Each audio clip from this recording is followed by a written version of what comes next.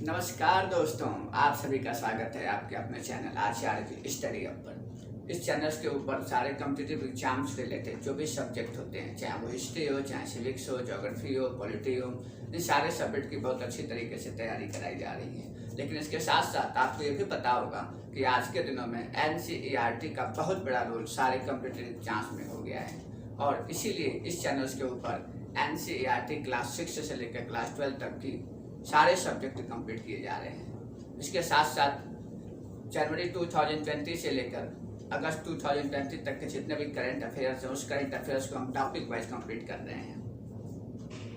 तो चलिए, आज जो हमने क्लास 6 की प्लेलिस्ट शुरू की है, क्लास 6 में आज हम जो लेसन नंबर 3 शुरू करेंगे। लेसन नंबर 3 है हमारा, आज देखते हैं लेसन 3 हमारा क्या है।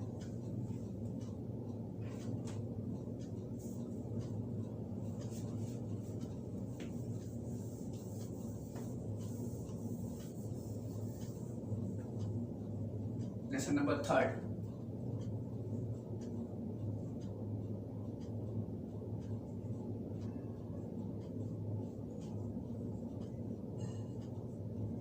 भोजन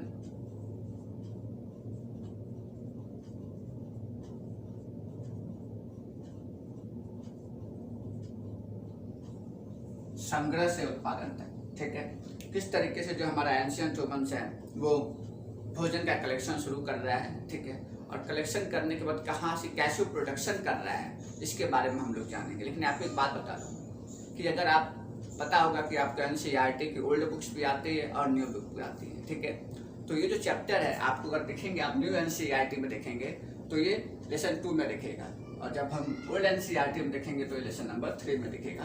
तो उसका मैटर्स में बहुत ज़्यादा डिफरेंट नहीं है, बट लेसन में थोड़ा डिफरेंट कर दिया गया। लेसन 2 से 3 कर दिया गया, 3 से 2 कर दिया गया, बस ऐसे ही कुछ हुआ है। तो चलिए, हमने आपको ये बताया था कि जब कभी भी हम हिस्ट्री पढ़ेंगे तो एक बात हमेशा याद रखिएगा कि हम लोग ईसा मसीह का जो जन्म होता है, ईसा मसीह का जन्म, इसी को बेस मानते हैं। ठीक है, और इसके पहले का जो पूरा समय होता है, इसको मैं बताता हूँ क्या, इसे हम लोग कहते थे बिफोर कॉमन एरा, और इसके बाद का जो समय होता था इसको हम लोग बोलते थे एनो डोमिनी, या कह सकते थे CE, और हिंदी में इसको कहते थे ईस्वी, और इसे कहा जाता था क्या, ईसा पूर्व। तो देखिए, इसके पहले के जो 2 लेसन मैंने बताए, ठीक है, उस लेसन में मैंने बताया था कि अगर हम टाइम पीरियड की बात करें, इसको क्लासिफाइड करते हैं, तो ये जो समय मान लीजिए हमारा 20 लाख वर्ष पूर्व का समय है। कितने लाख वर्ष पूर्व? 20 लाख वर्ष पूर्व। और ये 20 लाख वर्ष पूर्व का जो समय था, ये हमारा क्या था, स्टोन एज था। क्या था ये? Stone age. ठीक, उसके बाद 20 लाख से लेकर 12,000 वर्ष पूर्व तक का जो समय है, इसे हम लोग बोलते थे, ये हमारा पूरा जो था कहलाता था पूरा पाषाण काल। मतलब ये पूरा पाषाण काल का समय था। और 12,000 से लेकर 10,000 तक का जो समय है, ये जो पूरा समय है, ये हमारा कहलाता था, ये जो समय है ये 10,000 है, मध्य पाषाण काल।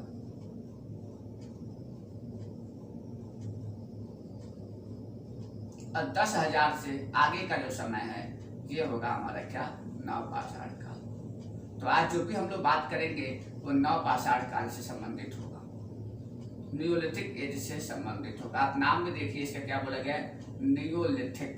क्या बोला गया है? नियोलिथिक। नियो का मतलब होता है नया। क्या होता है? नया।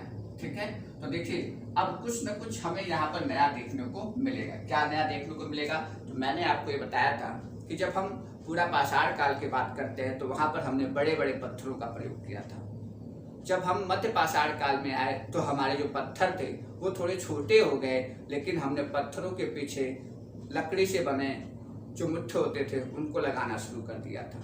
इसी तरीके से जब नवपाषाण काल में हम पहुंचे तो नवपाषाण काल में जो हमारे पत्थर थे, जो भी हथियार हम बनाते थे, वो बहुत ही ज्यादा नुकीले होना शुरू हो गए थे। इसके साथ साथ जो जिन पत्थरों से हथियार बनाया जाता था वो नुकीले होते जा रहे थे। अब नुकीला बनाने के लिए हमें क्या करना पड़ता था, उस पर पॉलिश लगानी पड़ती थी। ठीक है, तो हम अब नवपाषाण काल को पढ़ेंगे आज। अब देखिए, जब बात नवपाषाण काल की हम आज करेंगे तो इस चीज को मैं एक बार जो है इरेज कर देता हूँ। ठीक है, तो इतना याद रखिएगा कि हम लोग जो है आज किसके बारे में पढ़ेंगे, नवपाषाण काल में जो भी परिवर्तन हुआ उसके बारे में हम लोग आज पढ़ेंगे।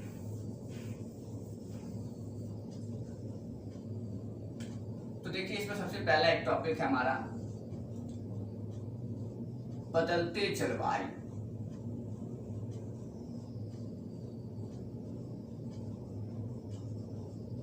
बदलते जलवायु मैंने आपको बताया था कि 12,000 साल पहले, मतलब जब मध्य पाषाण काल की शुरुआत होती है वो समय, तो 12,000 वर्ष पूर्व क्या हो रहा था कि पहले ऐसा माना जाता था कि हमारी धरती जो थी वो गर्म थी, बहुत ही ज्यादा। वो क्या थी, धरती जो थी हमारी बहुत ही ठंडी थी। लेकिन धीरे धीरे क्या हुआ कि जब 12,000 वर्ष पूर्व हुआ का समय आया तो धरती धीरे धीरे बहुत ही ज्यादा गर्म होने लगी।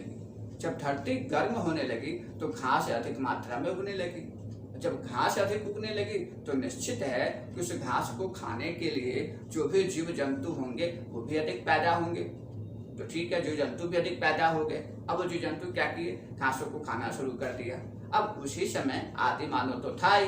अब आदि मानव ये सोचता है कि अभी तक आदि मानव के अंदर कहते हैं कि अस्थायी प्रवृत्ति थी, वो एक ही जगह पर रुकता नहीं था, वो हमेशा घूमता रहता था, हर जगह घूमता रहता था। लेकिन अब देखिए क्या होता है, जब वो ये देखता है कि जानवर तो बहुत सारे हो गए, अब वो तो जानवरों का शिकार करता ही था, तो उसने क्या किया, अब जो भी गाय होती थी या बकरी भेड़ जो भी उस समय पशु पाए गए उसका वो क्या करना शुरू कर दिया।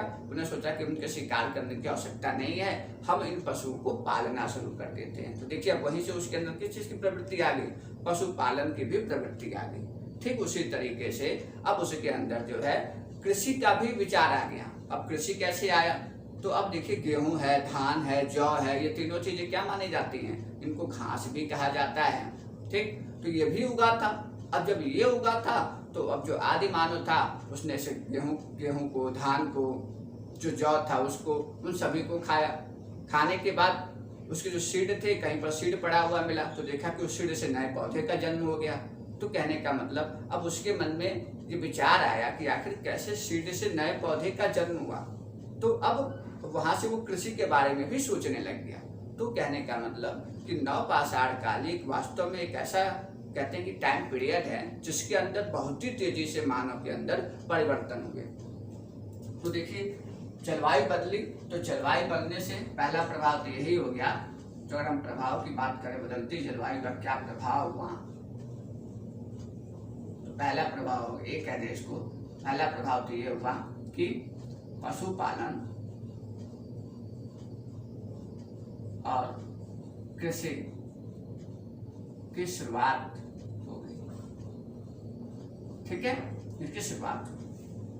एक और चीज कि कृषि और पशुपालन की शुरुआत तो हो गई, ठीक है, लेकिन अगर मैं इसको इस कृषि और पशुपालन की अगर बात करूं तो इनको मैं और किसी कैटेगरी के अंदर रख सकता हूँ। कैटेगरी का मतलब जैसे मान लीजिए मैं ये कह सकता हूँ ना कि इन दोनों कंडीशन में क्या होगा, अगर इसको रखना होगा तो मैं कह सकता हूँ कि क्या है, डोमेस्टिफिकेशन। डोमेस्टिफिकेशन का मतलब बसने की प्रवृत्ति, बसने की प्रवृत्ति। अब डोमेस्टिकेशन का मतलब क्या हो, बसने की प्रवृत्ति, और उसी बसने की प्रवृत्ति में आपका पशुपालन भी आता है और आपका कृषि भी आ जाती है। ठीक है, अब डोमेस्टिफिकेशन का मतलब ये हुआ कि कैसे, किस तरीके से वो कृषि करेगा, किस तरीके से कृषि में जो भी फसलें प्रयुक्त की जाएंगी, कृषि में जो भी बीज का प्रयोग करेगा, बीज जब पौधे के रूप में बदलेगा उस पौधे की देखभाल, और जो जानवर है जिस जानवर को पालना शुरू कर रहा है उसकी देखभाल, ये दोनों चीजें वो किस तरीके से करेगा, ये सारी चीजें किसके अंदर आती हैं, इसी डोमेस्टिफिकेशन के अंदर हम लोग पढ़ते हैं। ठीक, तो डोमेस्टिफिकेशन के अंदर क्या हुआ, पशुपालन और कृषि की शुरुआत हुई। तो देखिए सबसे बड़ी चीज क्या निकल कर आती है, अगर हम दूसरे की बात करें, ठीक है, तो मैंने अभी बताया कि किसकी शुरुआत हो गई, कृषि की शुरुआत हो गई। ठीक है, अब देखिए क्या हो रहा है, कैसे वो जो हमारा एंशिएंट ह्यूमंस है, कैसे कैसे वो चीजों में उसके परिवर्तन आ, इसको देखिए आप। कृषि की शुरुआत होती है, कृषि की शुरुआत का मतलब कि अब वो बनने वाला है क्या, कृषक। अब वो क्या बनेगा, कहते हैं फार्मर बनने वाला है।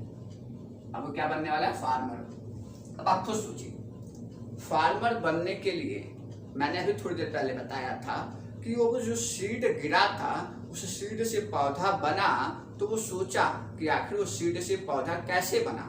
ठीक है, तो किसान का मतलब ये सिर्फ नहीं होता है कि सीड लाया और खेत में डाल दिया बन गया किसान, ऐसा नहीं होता है। फार्मर्स बनने के लिए, फार्मर बनने के लिए एग्रीकल्चर के जितने भी प्रैक्टिस होती हैं उस प्रैक्टिस को हमें क्या करना पड़ता है, फॉलो करना पड़ता है। आप देखिए, प्रैक्टिस की अगर बात करें तो सबसे पहले उसे क्या करना पड़ा होगा, सीड लाना पड़ा होगा।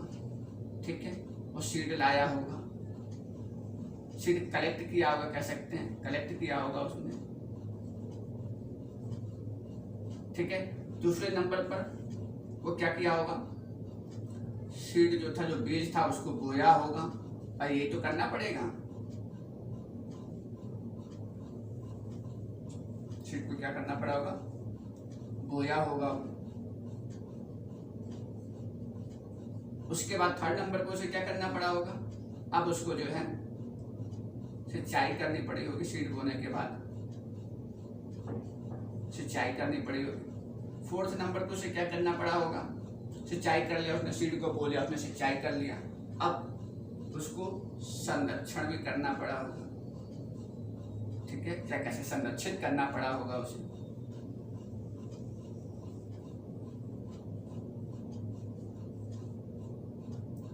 फिफ्थ नंबर पर उसे काटना होगा। अब देखिए क्या होता है, जो पांचों जो बातें देखो सुनिए। सीड को हमने बो दिया, चलिए बहुत अच्छी बात है, आपने सीड बो दी।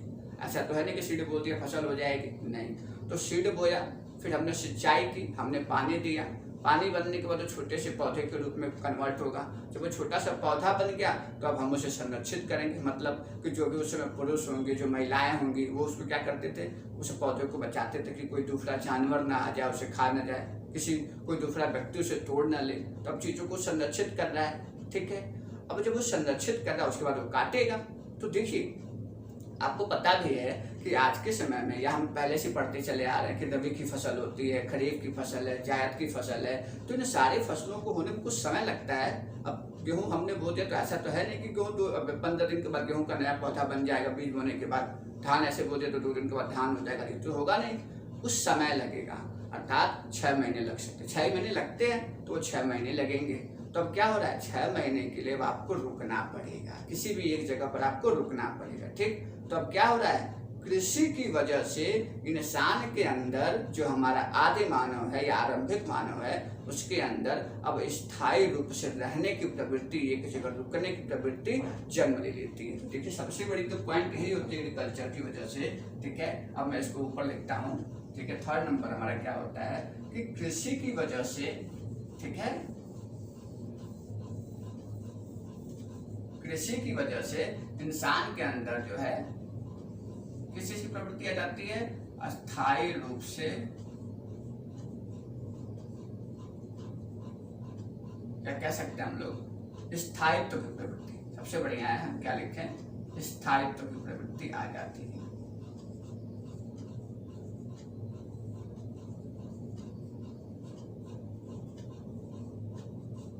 ठीक है, समझ में आया कि कृषि की वजह से, जो कृषि था ना, याद रखिएगा, इस कृषि की वजह से ही उसके अंदर किसकी प्रवृत्ति आ गई, स्थायित्व की, एक जगह रुकने की प्रवृत्ति आ गई। ठीक है, बहुत बढ़िया।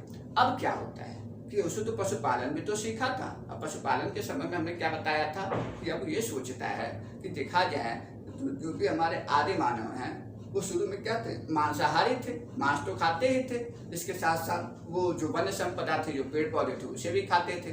ठीक है, तो अब हो क्या रहा है कि वो क्या कर रहा है कि जो भी जानवर हैं, ठीक है, चाहे वो जंगली जानवर हो चाहे पालतू जानवर हो, जो जानवर उसे नुकसान नहीं पहुंचाते थे, जो जानवर उसे नुकसान नहीं पहुंचाते थे, उन्होंने क्या किया, उसी जानवर को अपने पास रखना शुरू किया। क्योंकि घास तो हो ही गई थी, घास का उत्पादन तो हो चुका था।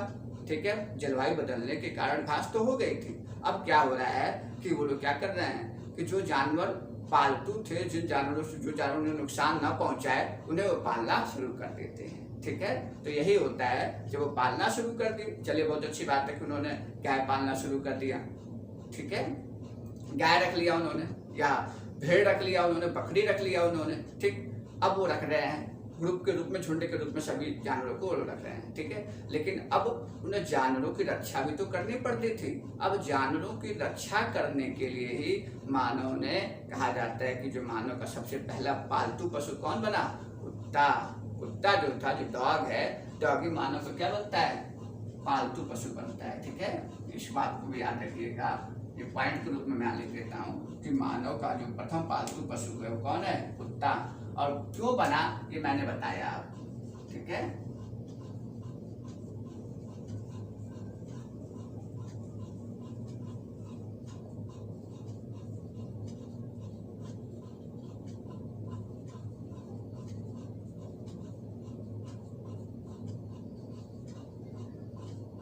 ठीक है।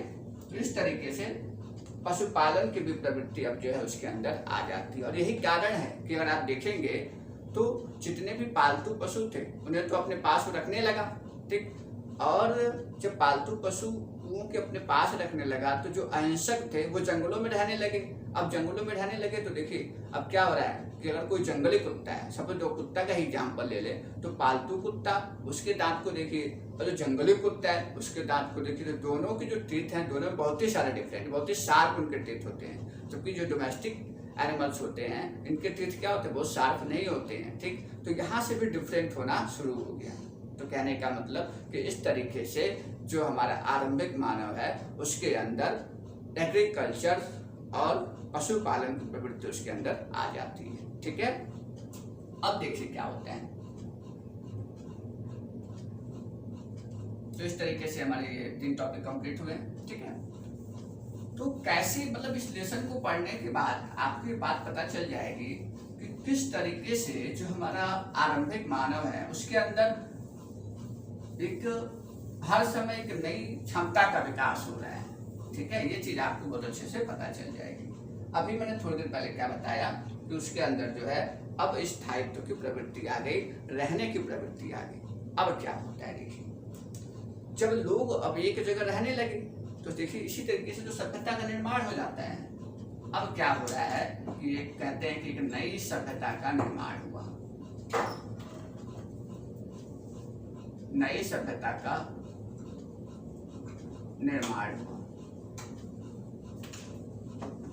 अब नई सभ्यता का निर्माण, इसका मतलब कि जितने भी मैंने बताया था ना कि जिस तरीके से जो आदि मानव है वो रहना शुरू करता है। आदि मानव क्या करता है, देखिए अगर मैं लिखना हो लिखता हूँ यहाँ पर, तो पहले तो अगर छोटा सा एक शॉर्ट कट लिखता हूँ मैं, उसकी प्रवृत्ति क्या थी, घुमंतु, वो घूमता रहता था, ठीक है, घूमा करता था, ठीक।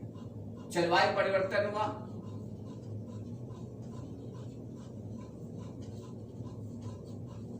जलवायु परिवर्तन हुआ तो उसका क्या हुआ, जलवायु परिवर्तन से कारण बहुत सी चीजें हुई। क्या हुआ, सबसे पहले उसके अंदर एक प्रवृत्ति आई किस चीज की, डोमेस्टिफिकेशन आया। डोमेस्टिफिकेशन, डोमेस्टिफिकेशन के अंदर 2 बातें हुई, वो क्या बना, पशुपालक बन गया और कृषक बन गया।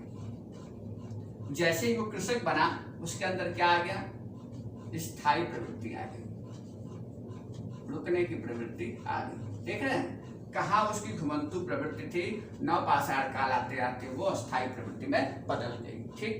अब देखिए जब उसके अंदर स्थायी प्रवृत्ति आ गई तब वो एक ही जगह पर रहने लगा। बहुत सारे मानव जो है एक ही जगह पर क्या होने लगे, रहने लगे, ठीक है। अब यहीं पर एक और नया टर्म आ जाता है जिसको बोलते हैं हम लोग जनजाति। क्या बोलते हैं, जनजाति, जिसको आप क्या कहते हैं, ट्राइब, ठीक है। अब हम ट्राइब की बात करते हैं, आखिर उस समय की ट्राइब को कैसे डिफाइन किया गया था, ठीक है। यहाँ पे एक और टर्म आएगा जिसको बोलते हैं हम लोग विलेज, गांव, ठीक है। क्या बोलते हैं, विलेज, ठीक। तो एनसीईआरटी पढ़ने का यही मतलब मेन उद्देश्य यही होता है कि आपका जो बेसिक कॉन्सेप्ट है वो अच्छे से क्लियर हो जाए। उसके बाद तो आपको पढ़ाई करनी ही है, बहुत सी बुक्स है, सारी पढ़नी ही है, ठीक है। तो स्थायी प्रवृत्ति आदि और जनजाति और गांव, इसकी बात करते हैं हम।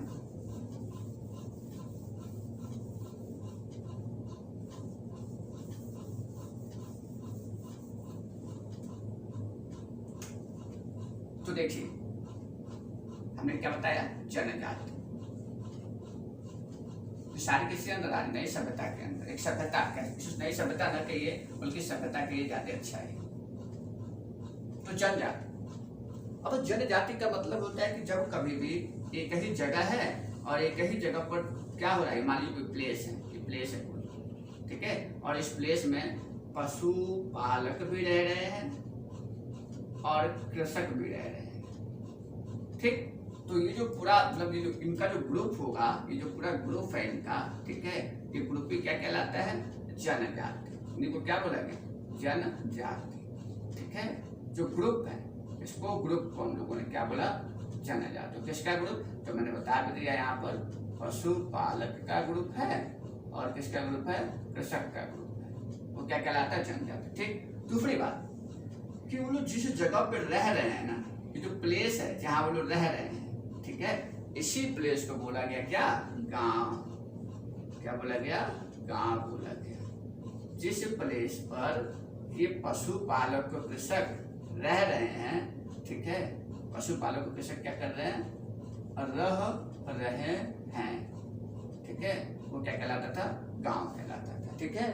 अब जब गांव है तो निश्चित है कि अब गांव उस समय इंसान करता क्या था, तो ही काम था उसके पास, ठीक है, खेती करना, पशुपालन करना, तो यहाँ पर यही काम किया जाता था।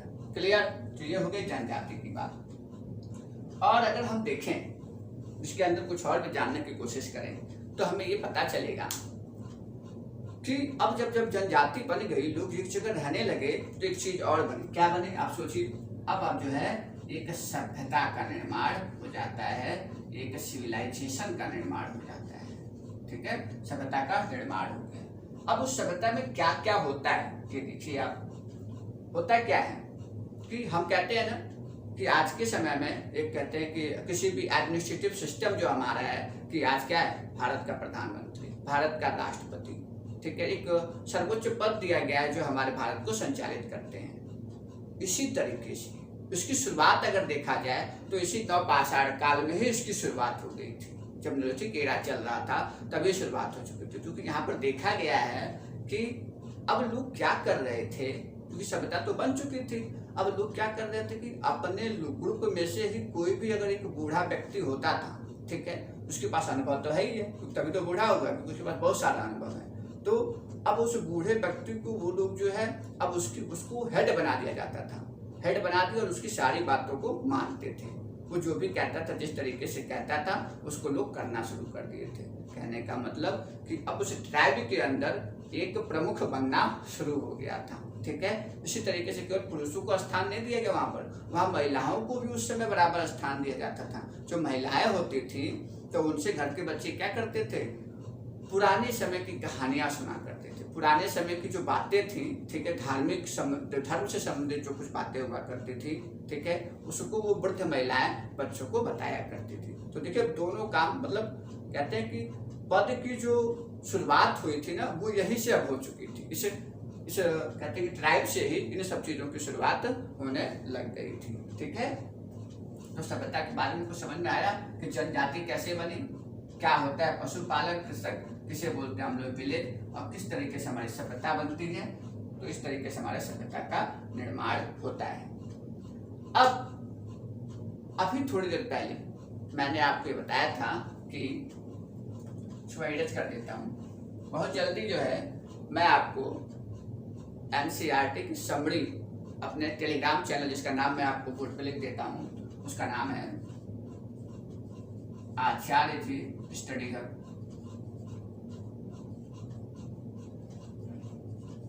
यहाँ से आप जो है, ये मेरा टेलीग्राम चैनल है, ठीक है, और इस टेलीग्राम चैनल पर आपको हैंड रिटन नोट्स मिलेंगे, ठीक है, वो एनसीईआरटी की समरी भी मिलेगी और के साथ साथ जो टॉपिक वाइज करंट अफेयर की सीरीज चल रही है उसके भी आपको शॉर्ट नोट्स यहाँ पर मिल जाएंगे, ठीक है। तो इसकी भी समरी बहुत जल्दी दी जाएगी आपको।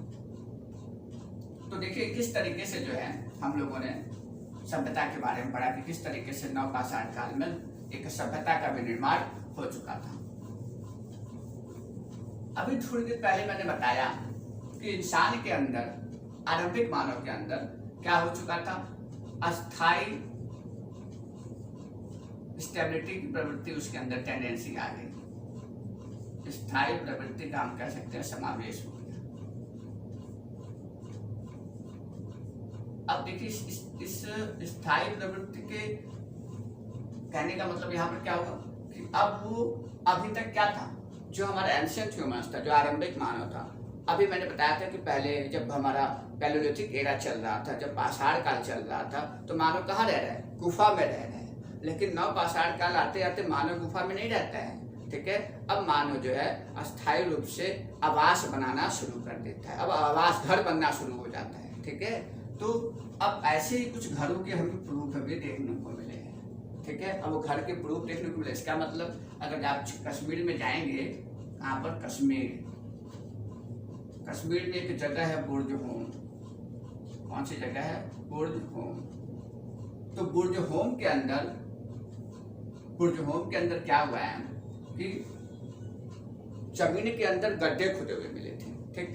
और जो जमीन के अंदर गड्ढे खुदे हुए मिले हैं, तो ऐसा लगता था कि आदि मानव जो है अब क्या हो रहा था, उस गड्ढों में रहना शुरू कर दिया था, जिसे हम लोग बोलते हैं हिंदी में कर्तावास। क्या बोलते हैं, अब जो टर्म है मैं लिख देता हूँ यहाँ पर, इससे संबंधित जो टर्म है वो क्या है, कर्तावास, ठीक है।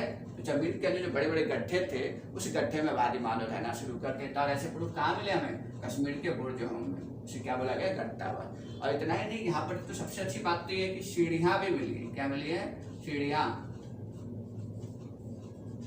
मिली है, अंदर जाने के लिए उस गड्ढे में सीढ़ियां भी प्राप्त हुई हमें। इसके साथ साथ ये भी देखा गया है कि मौसम के अनुसार, जैसा मौसम रहता था, मान लीजिए कि मौसम गर्मी का है, ठीक है, तो लोग क्या करते थे, जो खाना जो बनाते थे, तो गड्ढे से बाहर, मतलब गड्ढा में बना दो यहाँ पर कैसे, ठीक है, और ऊपर से सीढ़ी बना दिया मैंने, ठीक, यहाँ रहने के लिए, ठीक है, ये वाली सीढ़ी है, ठीक, ये सब। तो यहाँ पर बाहर की तरफ जो है ये साक्ष्य मिला है फूड बनाने का। यहाँ पर भी राख मिले थे, तो उनको लगा कि यहाँ पर भी फूड बनाया जाता था, खाना बनाया जाता था यहाँ पर। अब कुछ सोचिए कि बाढ़ बनाते थे, ठीक, जब बारिश आ गई या जंगली जानवरों से अपने आप को बचाना रहता था, तो सिंपल सी बात है कि फूड कहाँ बनेगा, यहाँ बनता था। तो ऐसे भी साक्ष्य हमें देखने को मिले हैं अस्थायी रूप से, ठीक। तो ये तो बात हो गई कश्मीर के बुर्ज होम की, ये चीज हमें वहां पर देखने को। एग्जाम में अगर क्वेश्चन आता है तो कभी कभी ये पूछता है कि कश्मीर का जो बुर्ज होम है वो किससे संबंधित है, या ये पूछ देता है कि कर्तावास के साक्ष्य कहाँ मिले। तो आपको पता होना चाहिए कश्मीर के बुर्ज होम में, और जो पूरी कहानी थी उससे संबंधित वो मैंने यहाँ पर बता दी। तो देख रहे हैं कि इंसान के अंदर स्थायी प्रवृत्ति का समावेश हो चुका है, स्थायी रूप से रहना शुरू कर देता है। इस तरीके से अगर कुछ और हम पुरातात्विक स्थलों की बात करेंगे, आपको बताएंगे कि कैसे पुरातात्विक स्थलों में सारी चीजें होती थी।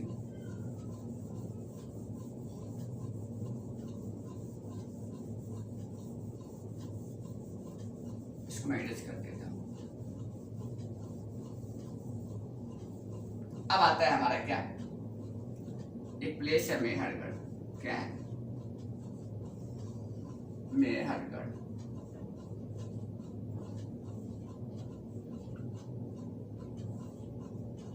मेहरगढ़ है कहाँ पर, तो जब आप ईरान जाएंगे तो ईरान के पास एक दर्रा है, बुलंद दर्रा। बुलंद दर्रा क्या होता है, दो पहाड़ है, दो पहाड़ियां हैं, पहाड़ियों के बीच में जो पतला रास्ता होता है, जिससे एक जगह से दूसरी जगह में चले जाते हैं, ठीक है, वही क्या कहलाता है, दर्रे कहलाते हैं। जैसे कि आपने सुना होगा जोजिला दर्रा है, शिवकिला दर्रा है, माना दर्रा है, लिपू दर्रा है, ये सब जो दर्रे ही हैं, ठीक है। तो ऐसे मेहरगढ़ के ईरान में कौन सा दर्रा, बुलंद दर्रा, वहीं पर एक क्षेत्र स्थित है मेहरगढ़। तो वहां पर क्या देखा गया, वहां पर भी कुछ साक्ष्य मिला पुरातत्वविदों को। क्या साक्ष्य मिला, तो सबसे बड़ी बात कि यहाँ पर जो घर मिले हैं, घरों का जो साक्ष्य मिला है वो चौकोर और आयताकार। कैसे घर मिले हैं, घर कैसे मिले हैं, चौकोर आयताकार घर मिले हैं, ठीक। दूसरी बात यहाँ क्या मिला है हमें, यहाँ पर ये देखा गया है कि जब आप NCERT देखेंगे तो उसमें चित्र बनाया है कि उसमें चित्र में बकरी की जो स्केलेटन है और जो इंसान है उसके स्केलेटन को एक ही जगह इकट्ठे में कपड़े में दफनाया गया है। ठीक है, तो इससे बात पता चलती है कि लग रहा है कि उस समय का जो एंशिएंट ह्यूमंस था उसको डेथ के बाद की जो लाइफ होती है उस पर भी बहुत ज्यादा विश्वास करता था कि मृत्यु के बाद कैसा जीवन होता है, इस चीज पर भी वो विश्वास करता था। इसीलिए तो लगता है कि उस इंसान को जो आदि मानव था उसे बकरी बहुत पसंद थी, या उसकी बकरी उसे बहुत प्यारी थी, उसके जानवर, पालतू जानवर उसको बहुत प्यारे होते थे। इसलिए जब उसकी मृत्यु हो जाती थी तो उसके साथ साथ उस बकरी को भी दफना दिया जाता था उसी जगह पर। ठीक है, तो ऐसे भी साक्ष्य हमें कहाँ पर मिले हैं? मेहरगढ़ में देखने को मिले हैं। तो क्या कह सकते हैं उसको ऐसे लिख सकते हैं हम लोग कि मृत्यु के बाद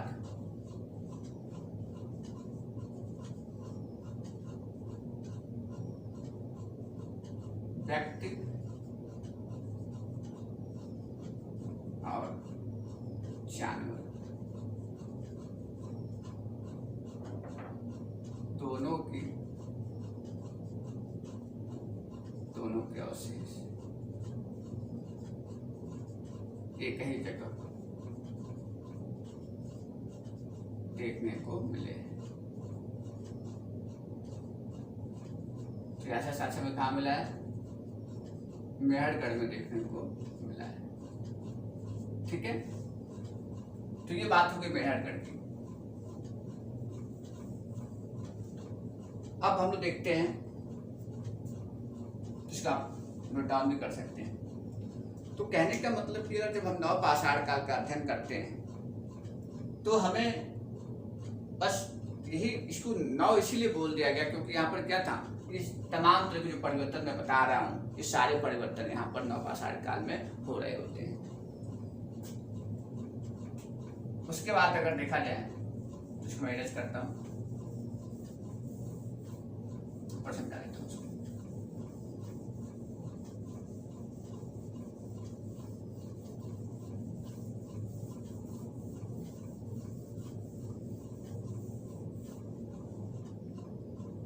अब एक पॉइंट अगर देखा जाए तो मैं कह सकता हूं कि पुरातत्वविद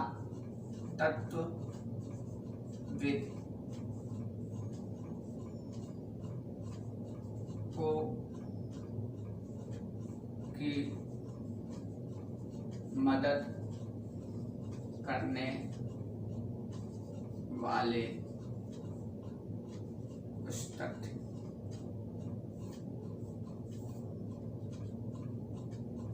अब देखिए क्या होता है कि जब कभी पुरातत्वविद किसी भी जगह का जब अध्ययन करता है, अगर हम मेहरगढ़ की बात करें तो जो मेहरगढ़ मिला हमें, तो अगर एक लेयर बनाता हूं मैं,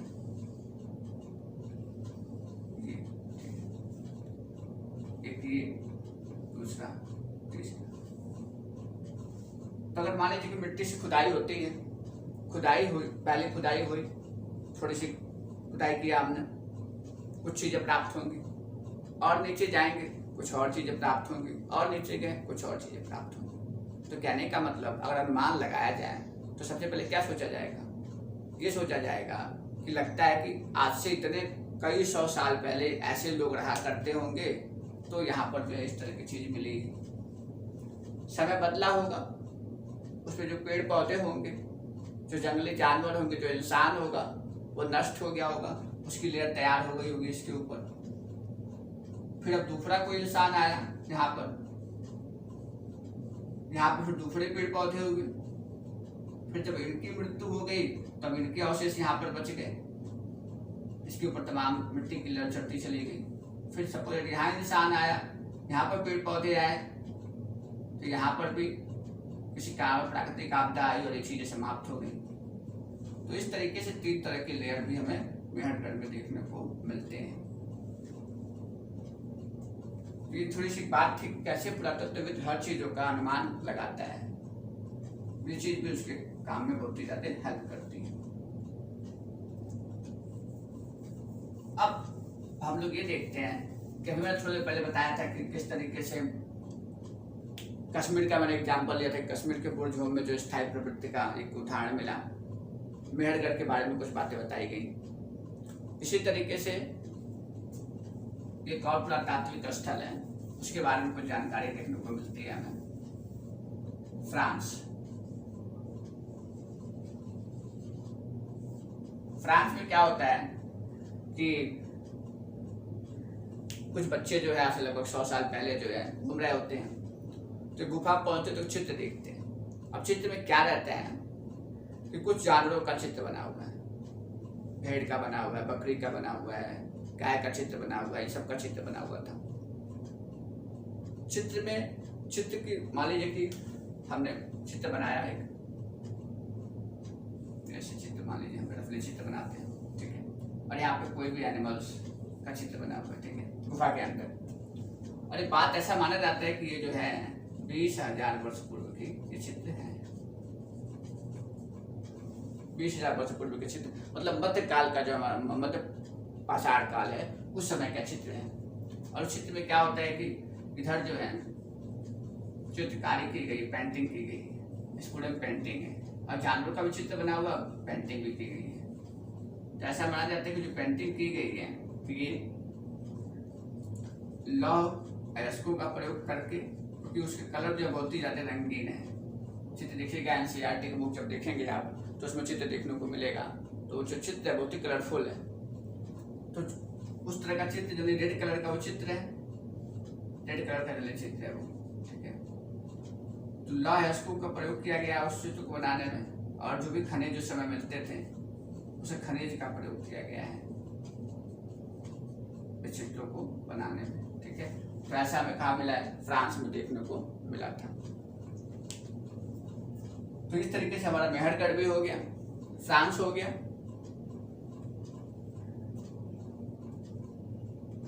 और कश्मीर का बुर्ज होम भी हो गया। इस सब हमारे पुरातात्विक स्थल हैं जो नवपाषाण काल में इन स्थलों से जो भी रूप मिले हैं वो हमें पता चलते हैं।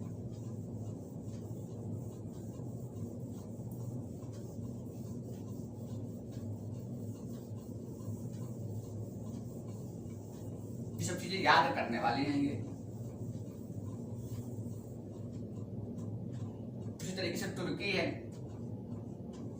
तुर्की पर भी कुछ साक्ष्य मिले। यहाँ क्या हुआ कि किसी के पास लाल सागर है और एक भूमध्य सागर है।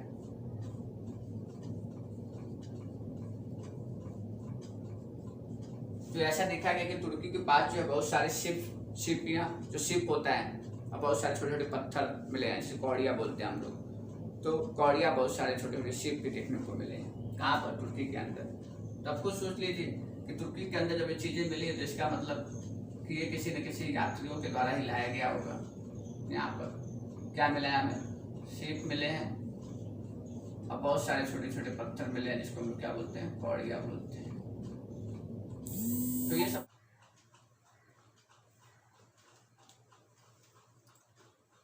तो देखिए जो हम क्या पढ़ रहे हैं, नवपाषाणिक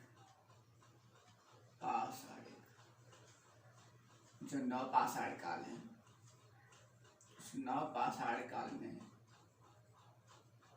कुछ स्थलों के बारे में, कुछ जिन स्थलों पर नवपाषाण काल में बहुत सारे स्थल थे, तो उन स्थलों से हमें कौन कौन से साक्ष्य मिले इसके बारे में हम लोग पढ़ते हैं। तो हमने क्या क्या बता दिया आपको, कश्मीर में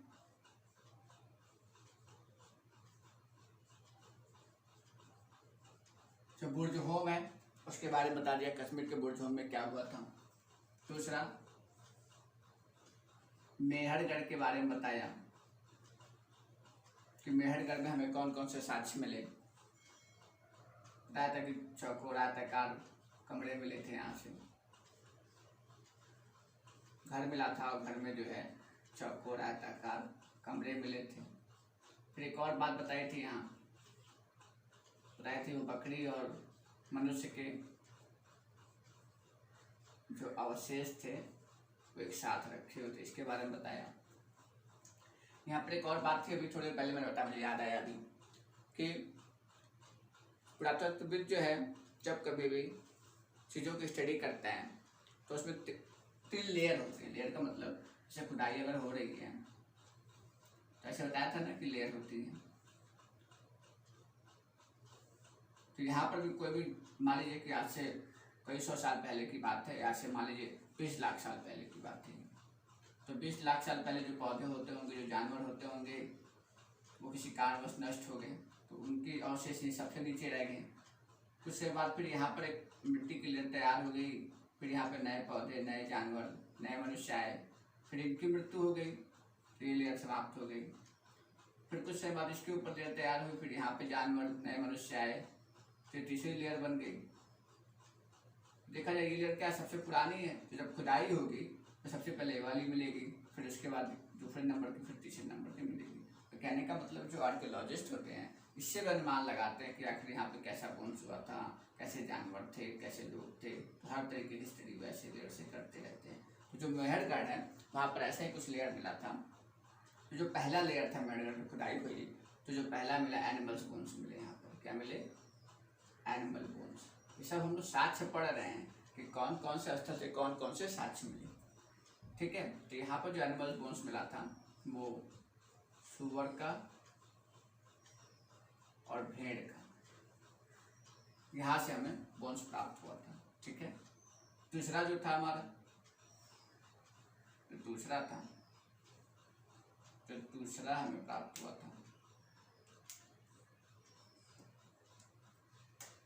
सबसे पहली लेयर थी। वास्तव में ये सबसे पहली लेयर थी, लेकिन जब खुदाई तो सबसे पहले ये लेयर मिली होगी, तीसरी मिली होगी, इसको फर्स्ट कर देते ज़्यादा अच्छा रहेगा। फर्स्ट ये थी, सेकंड, फिर थर्ड, सबसे नीचे वाली लेयर रहेगी।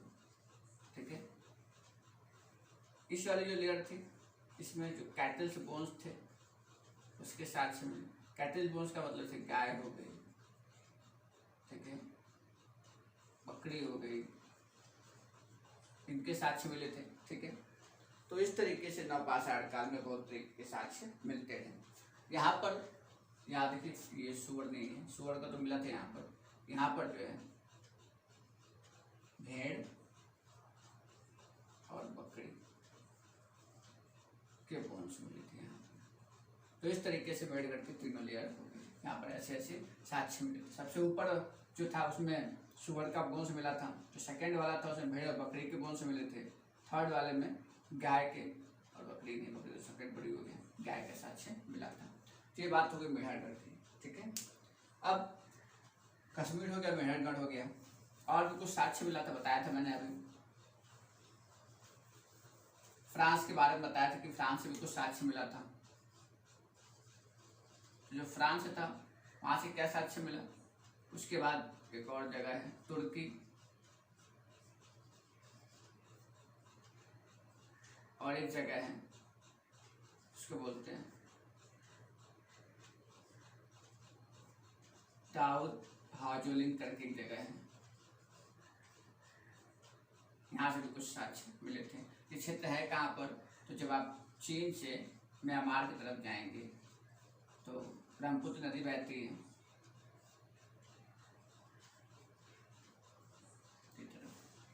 तो इन तीनों जगह से भी बहुत सारे नवपाषाणिक स्थल के हमें साक्ष्य मिले थे। फ्रांस में मैंने बताया ही था अभी, चित्र से संबंधित कोई साक्ष्य था। एक शॉर्टकट मतलब समरी दे देता हूँ मैं। तुर्की से जो साक्ष्य मिला, तुर्की में क्या था कि तुर्की के पास ही जो लाल सागर और भूमध्य सागर है, ठीक है, तो लाल सागर और भूमध्य सागर से बहुत सारे व्यापारी जो है तुर्की पहुंचे हैं। तो क्या हुआ है कि वो तमाम तरह की, सीरिया से बहुत सारे लोग गए थे तुर्की में, तो शिप देखा हुआ, समुद्र में शिप होती हैं, तो शिप भी यहाँ पर तुर्की में बहुत ज़्यादा मिलेंगे। कौड़िया जो होते हैं, कौड़िया मतलब छोटे छोटे पत्थर जो होते हैं, वो पत्थर भी देखने को मिले हैं, कौड़िया जिसको बोलते हैं, इसके भी साक्ष्य में देखने को मिले यहाँ पर। उसी तरीके से दाऊद हाजोलिंग जो है, यहाँ पर क्या था, जो हाँ मैं कह रहा था कि चीन से म्यांमार की तरफ जब आप जाएंगे तो यहाँ पर भी कुछ साक्ष्य देखने को मिला है। यहाँ पर किस चीज़ का साक्ष्य देखने को मिला, तो यहाँ पर जो हमें जेडाइट पत्थर देखने को मिले हैं। आप सोचेंगे जेडाइट पत्थर क्या होता है, तो जेडाइट पत्थर का मतलब होता है कि जो हरे रंग के पत्थर होते हैं और काफ़ी कहते हैं कि ट्रांसपेरेंट होते हैं, वो पारदर्शी होते हैं, मतलब उस पत्थर से आर पार दोनों तरफ दिखाई देता है। तो ऐसे जो पत्थर होते हैं क्या कहलाते हैं? जेडाइट पत्थर। ठीक है, हरे रंग के होते हैं, हरे रंग के और पारदर्शी होते हैं। ऐसे पत्थर देखने को मिले हमें। इसके साथ साथ आप लोगों ने सुना होगा